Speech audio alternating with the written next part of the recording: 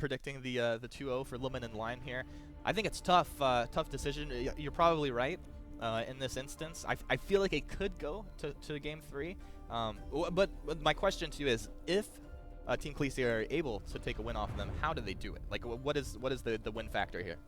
This is going to come down to positioning. I have a feeling that both of these teams are going to be running like a lot of very positional compositions, and that means probably a mage in the back line, you have a heavy frontline bruiser up in the front, and then you're both standard roamers on each side. And it's going to come down to like how much poke can be landed first, and that comes down to mechanics, being able to know your skill shots, being able to visualize what kind of team fights you want on your terms. Oh, that's a tough road up against this Lemon and Lime squad. They're basically going to just have to outplay Team Clesia going to have to outplay their opponents here, which no one really expecting Lemon and Lime to make mistakes at this point. So that puts a lot of pressure on Team Clesia. Sky was the first ban. Ajaccio the first ban for Team Clesia, or the ban to follow here for Clesia, and Glaive the first pickup for Lemon and Lime. So yeah, standard with the Sky and the Adagio again. We have been seeing so many Adagio bans, and that just takes out that buff composition totally out of that picture. There's nothing else that you can do that resembles it. But we have seen like teams like Cerberus run like Saw, for example, previously without the Adagio within the composition. Definitely. And the Fortress, the Vox pickup here, you know, going up against a Glaive, I think this is just highlighting exactly what you just said before, positioning. Positioning is going to be so much in these fights. Will Vox be able to kite backwards? Will Glaive be able to reposition someone with an afterburn? It's going to be really tough. As well, now the Art. You know, I really want to see, you know, Celeste coming out. Every time I look at Lemon and Lime, I'm thinking Celeste. And this is just due to, I feel Celeste right now is in such a strong spot, but currently being underutilized. And correct me if I'm wrong, in 117, oh, it's going to be the Alpha. All right. In 117 for Celeste, it was just a 0.2 second reduction on her heliogenesis. That's the change.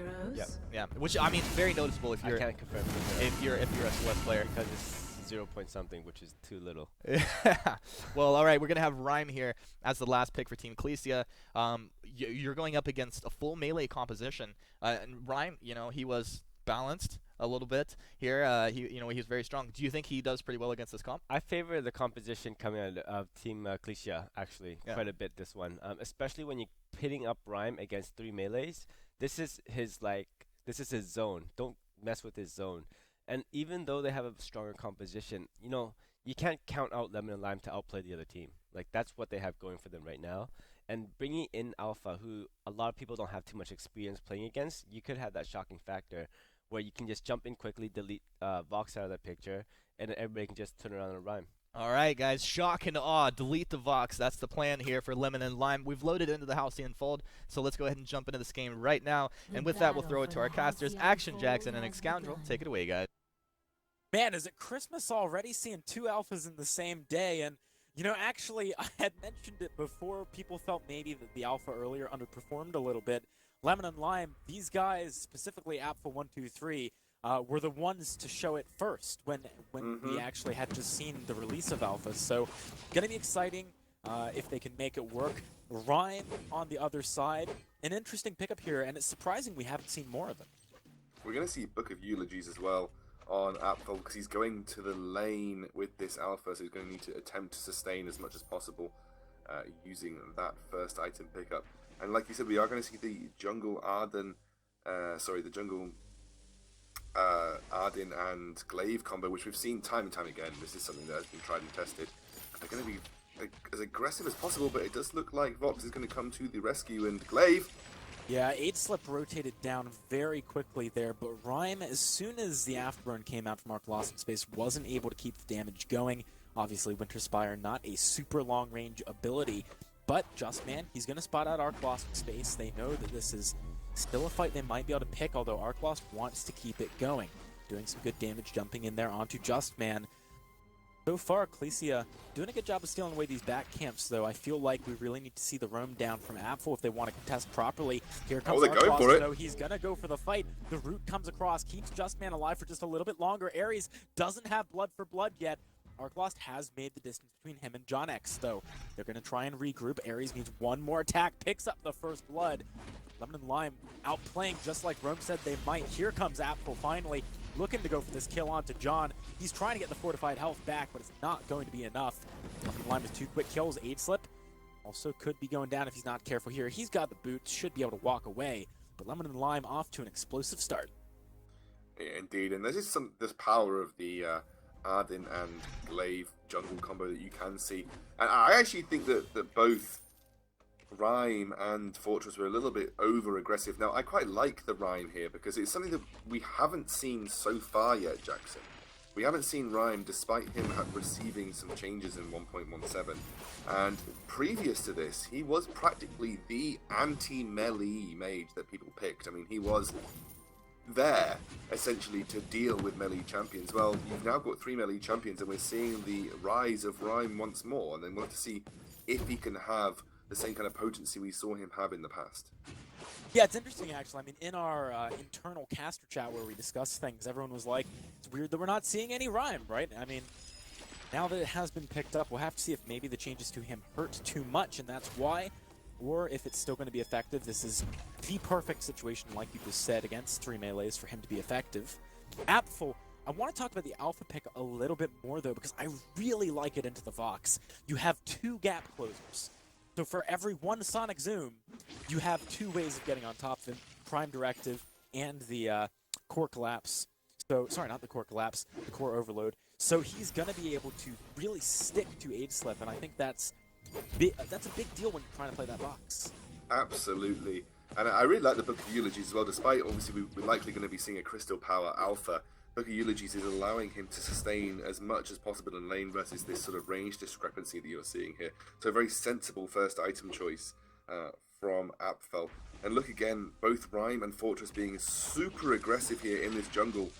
There's a lot of damage here. Oh, he gets rooted up. He doesn't have a lot of mobility right now. Does have Vanguard available if he needs to jump out. Right now, they're just trying to buy time for Apfel to get here, though, and he does. That's going to be the jump forward. Prime Directive whips because Arclost has already picked up the kill. It's a 3 versus 1 as John tries to salvage some kind of a consolation prize, but Ares staying alive. Oh, just barely goes down. This is Ryme, ladies and gentlemen. This is exactly what Ryme is all about. 1 versus 3. He picks up a return kill. That fortified health is so effective. Yeah, Ryme is such a potent champion in these situations. But I'm kind of questioning the over-aggression that we're seeing from the Ryme and the Fortress here. I really, really think they need to either coordinate with their Vox, or they need to sort of know when to stop the chase. I know they were so very close to picking up a kill here, but as soon as they saw Alpha leave lane, or as soon as Aid Slip had noticed Alpha missing, that should have been their cue to say, okay, we've had our fun, we didn't manage to pick up the kill on that first aggressive invade, we're not going to get the kill now, we need to back out. But no, Alpha comes to the rescue and they manage to pick up a double kill there. Yes, they get a return kill, but realistically, you know, they needed to be backing out way before that. Oh, I'd absolutely agree with you. Well, as it currently stands, even with the 4 kill to 1 differential, Lemon and Lime only about 100 gold. In fact, now dead even on the gold. As they have left lane for quite some time, Apfel is going to get jumped on. We've got 3 members against 3 members here near the lane. Justman already quite low, but Arclost needs to back out. Apfel, he's going in for that self-destruct. Look at how much damage it just did. Justman, he needs to get out of there, but they find the return kill during the reboot onto Apfel 1, 2, 3. Cool scout trap, Justman. Gotta keep your wits about you right now. Even still, nice turnaround and nice catch from the side of Clesia. Here's Ryme. Arc lost in space. He's going to notice Ryme in his side of the jungle. Maybe he's trying to catch out Justman. Oh, I don't think he knows Justman is there, though. He thinks it's a 1 versus 1. He's got to be careful here. Arc lost. Instinctively decides to use that afterburn to try and get some distance, but now that his team's here, he's emboldened a little bit, looking to go for maybe a fight. They're trying to get out of there with the recalls. Arclost picks one up. He goes down, though. John looking for more onto Ares. Here comes Apfel and 8 Slip from the lane. Look at that health. Something happened, but Apfel is going to go down. He doesn't have reboot available. Clesia find 2 quick kills and come close to evening up the kill score.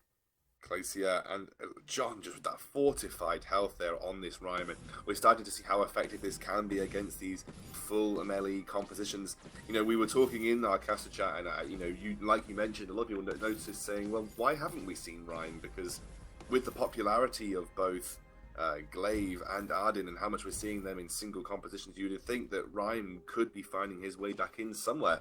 Well, it looks like Clesia are taking the Ryme by the helm, essentially, and saying, well, okay, we'll give him a pilot and see how it works out. And honestly, it's been working out pretty well so far. It has indeed. John sitting at 3-2-1. He's doing comparably well against Arc Lost in Space's CS as well. Question is, can he keep this one up? We're definitely seeing a lot more signs of life out of Slip in terms of these rotations down to the jungle to back up the aggressive plays. They know that they can win the fights with the Ryme against the triple melee. They just need to find fair fights. Question is, again, as I said, can they keep it up? Slip definitely struggling a little bit in the 1-versus-1 against Apfel. So in a certain sense, it might actually make a great deal of sense for Clesia to try and find these fights with Slip joining them as well. John walking forward here. Gets the auto attack down onto Ares, but doesn't follow up with the root. Going for it just yet. Apfel has a lot of damage here. Looking for Just Man. Got John still in the thick of things as Slip is on the side. Apfel, he's going to have to pop that self-destruction. Gets some good damage down, but nowhere near as enough as earlier. And he falls quickly. Arc Lost going to be following unless Slip can't find it. He does pick up the kill. Clesia, ever since they've started picking these more fair fights, have been doing so well.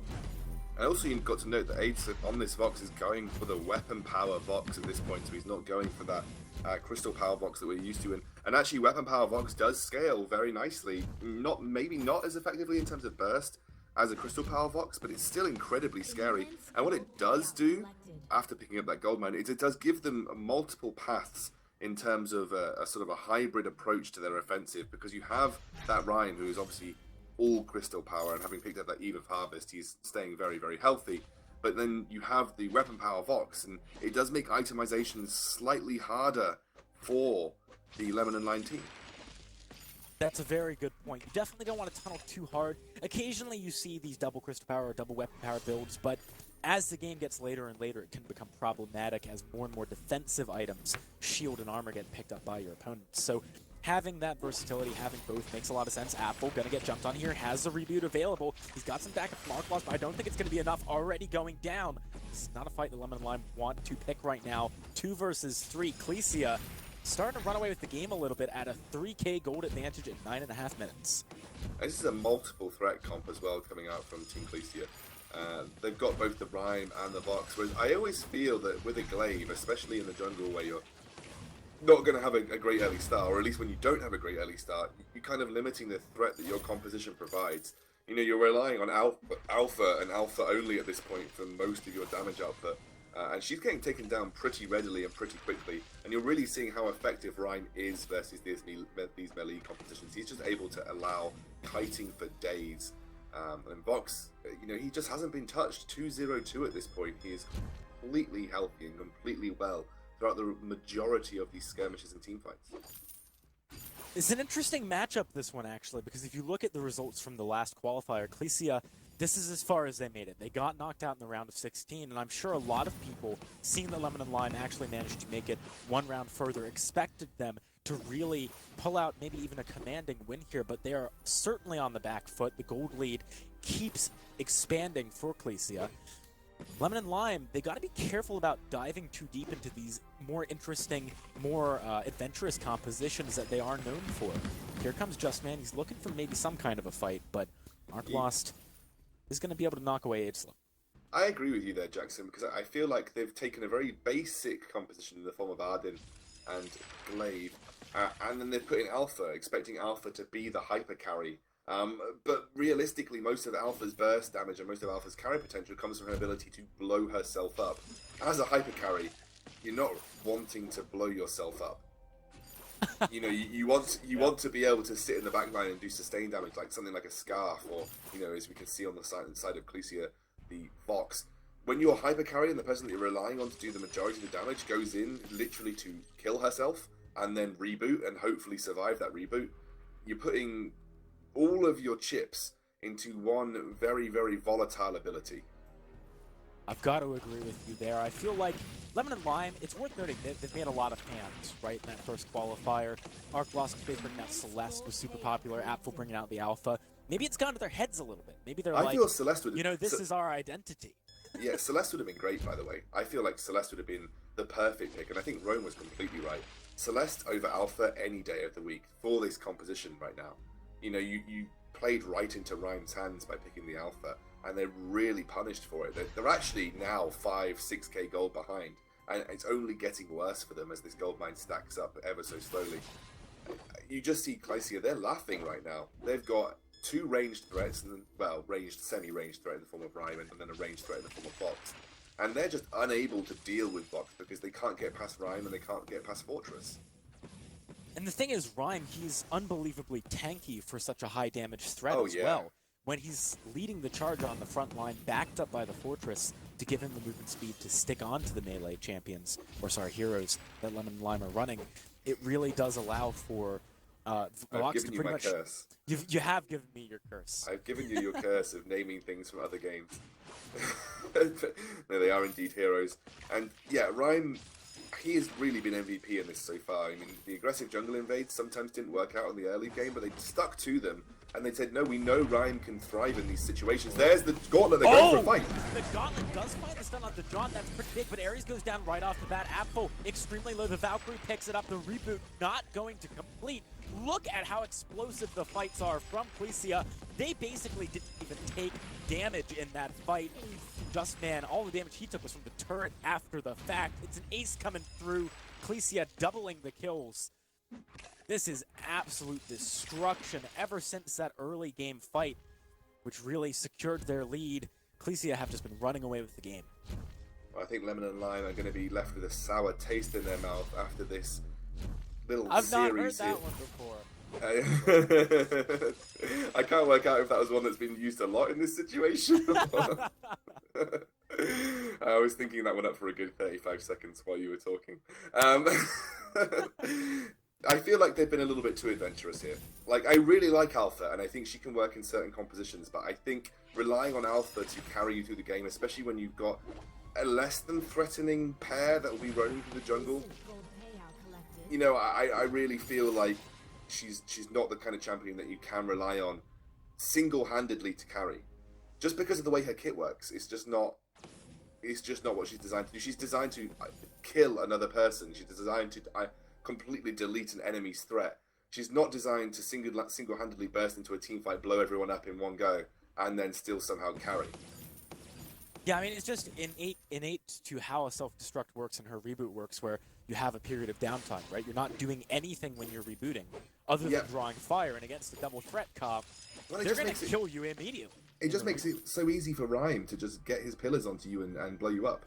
If you're static, Ryme's just going to eat that up and deal a huge amount of damage, because that's what Ryme does. So you can just see the weaknesses right now for Lemon and Lime, and it's just compositional differences. Kind of the way they've played, I feel like Lemon and Lime haven't realistically played that badly, but they're just being out-compositioned at this point. And I don't think even as the game goes on, there's much they can do about it. I've got to agree with you. Well, we have just hit the 15-minute mark. Kraken is spawned. John looking for a fight to maybe set themselves up for that one. Aren't lost. Does find a good stun onto 8slip with the gauntlet, but it's not going to be enough. Look at the kite back. 8slip has damage for days as Apfel just barely not going to complete the reboot process. Clesia, they haven't lost a fight what feels like forever. It's clean ace after clean ace. These guys are on fire. Lemon and Lime, I don't see a comeback for them in the near future. No, they don't have a damage, Jackson. None of their heroes will deal enough damage to carry this game through. You've got an alternating current, or sorry, rather an aftershock and a broken myth onto Apfel. Then you've got a Sorrow Blade, and that's it on your glaive. That's just not enough to deal with the composition, especially it's not enough to deal with Ryme single-handedly. So I'm not sure where they're expecting to win from here. In fact, I don't think they can win from here. Hands down. Literally no way. Well, unless it's an over 10,000 gold. Yeah. That is ridiculous in Mandatory. That means so much. If you just look across the items, you can see it. We've got John with, 3 completed tier 3 items at this point. Kraken pushing in here. Only 2 turrets left. It is full health as well. This is a bad situation for Lemon and Lime. They need to pull a Hail Mary out of somewhere, but the turret immediately gets burst down. Kraken's still over half health. Apfel, he's fallen down on the backside. Valkyrie used, but doesn't do anything onto Arc Lost. But here comes the Kraken onto the Vein Crystal. It's going to get absolutely annihilated. And game one, and perhaps what some people would call a bit of an upset, going over to Clesia. Lemon and Lime, you gotta be careful when drafting these crazy compositions. Completely agree, and I just feel like Celeste would have been 10 times better than Alpha. They had good peel for Celeste. Celeste was not going to be particularly susceptible to Ryme. And actually, Celeste does pretty well against Ryme, because, you know, Ryme does sometimes get in the face of the melee champions that he's dealing with. That opens up a grand opportunity for Celeste to just, you know, throw down those helogenicide, as you would say, and look for those supernova. So I just feel compositionally that was a terrible draft phase by Lemon and Lime. And actually a really nice, I think it was a counter pick right at the end of the Ryme by Team Clytia. So honestly, pure compositional outdraft right there from I always want to pronounce that name wrong. Clytia. Yeah, Clesia. It's Clesia. So it's a pure compositional outdraft from Clesia, and they just took Lemon and Lime to the cleaners. Well, it's going to be interesting to see if Lemon and Lime can rally themselves moving into Game 2 of the series. Can't wait to hear what Humanist and Rome have to say about this one. Let's throw it back to our analyst.